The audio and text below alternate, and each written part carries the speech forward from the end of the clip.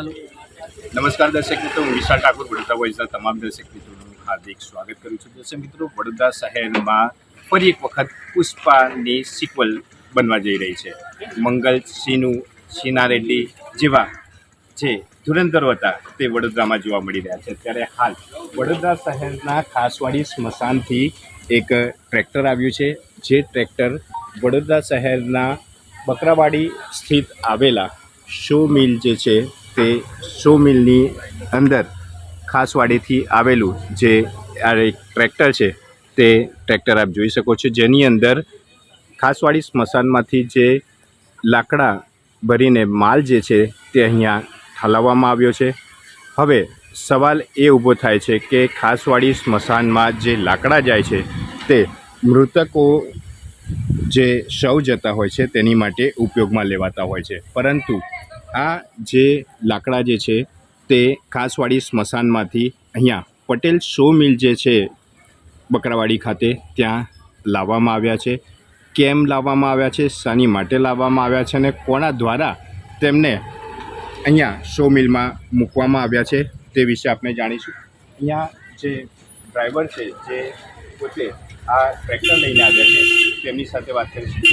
શું નામ છે આપનું, કેટલા સમયથી તમે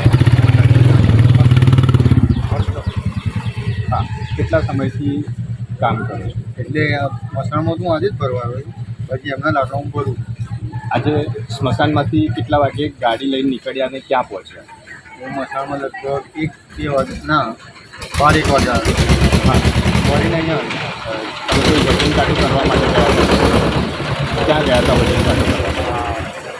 અહીંયા આગળ વજન કાઢું દર્શક મિત્રો, અહીંયા જે વેટ કરવામાં આવ્યું હતું તે વેટ અને તમામ વસ્તુની ચિઠ્ઠી જે છે તે કોન્ટ્રાક્ટર દ્વારા આપવામાં આવી છે, જેનો ચાર્જિસ છે તે પણ 100 રૂપિયા લેવામાં આવ્યો છે। 8/8/2026 15:35 એટલે કે જ્યારે હાલમાં જે આ વજન કાંટો છે તે કરવામાં આવ્યો છે અને નેટ 1900 kgના વજનના જે લાકડા છે તે અહીંયા પટેલ શો મિલમાં નાખવામાં આવ્યા છે। જે કોન્ટ્રાક્ટર છે તેમની સાથે વાત કરીશું।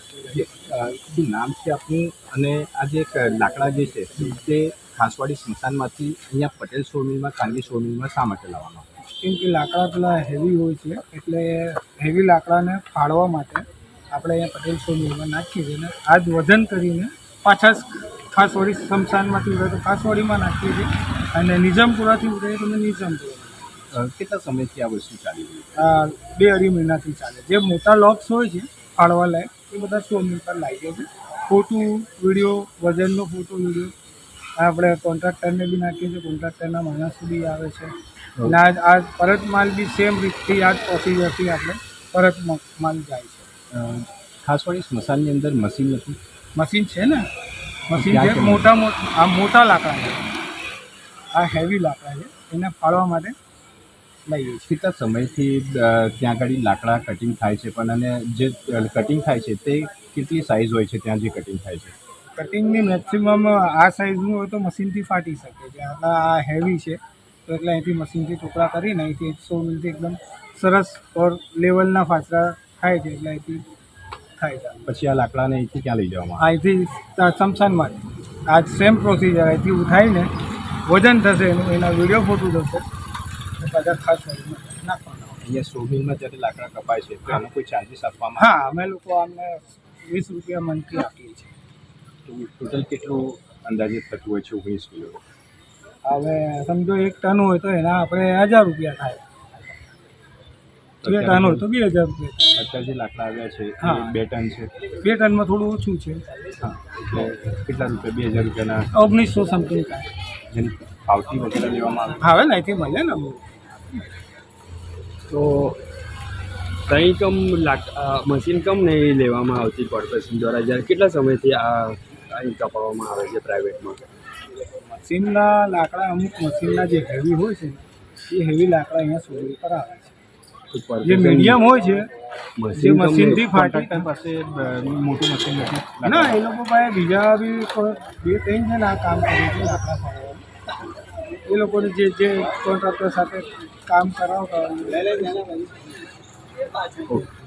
તો દર્શક મિત્રો કહી શકાય કે જે રીતે અત્યારે હાલ બકરાવાડી સ્થિત આવેલા પટેલ સો મિલની અંદર એક ટ્રેક્ટર આવ્યું છે, જે ટ્રેક્ટર વડોદરા શહેરના કારેલીબાગ સ્થિત ખાસવાડી સ્મશાનમાંથી આ ટ્રેક્ટર ભરીને અહીં લાવવામાં આવ્યું. લગભગ 2 ટનની આસપાસનું આ ટ્રેક્ટર છે. 1900 કેજીની આસપાસનું આ ટ્રેક્ટર હતું.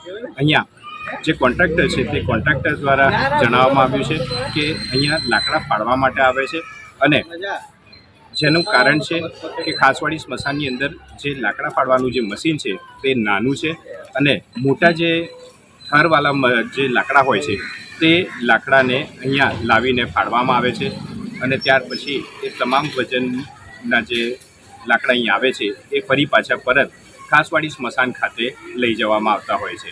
હવે હકીકત શું છે તે તો તપાસનો વિષય છે, પરંતુ નિયમ એવો છે કે જ્યારે કોન્ટ્રાક્ટરને કોન્ટ્રાક્ટ અપાતું હોય ત્યારે ખાસવાડી સ્મશાનની અંદર જે લાકડા હોય છે તે લાકડા બહાર નથી લઈ જવામાં આવતા, પરંતુ ક્યાંક ને ક્યાંક મશીનનો અભાવ હોવાના કારણે તેમને આ મોટા જે થરવાળા જે લાકડા છે તે કાપવા માટે સો મિલમાં લાવવામાં આવતા હોવાનું હાલ કોન્ટ્રાક્ટર કહી રહ્યા છે.